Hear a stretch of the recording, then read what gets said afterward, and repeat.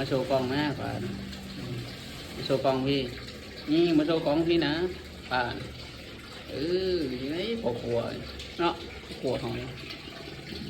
โตเลยป่าสองโตนี่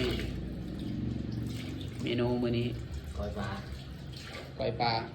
อาจารย์บัวเด้ก้อยซีมือใหม่กับนี่พี่น้องตีนไก่เนี่ยเราจะมาปิ้งนมบัวเนาะ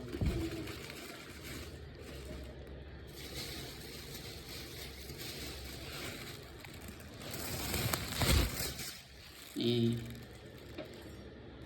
ตีนไก่เยอะพี่น้องมักแตง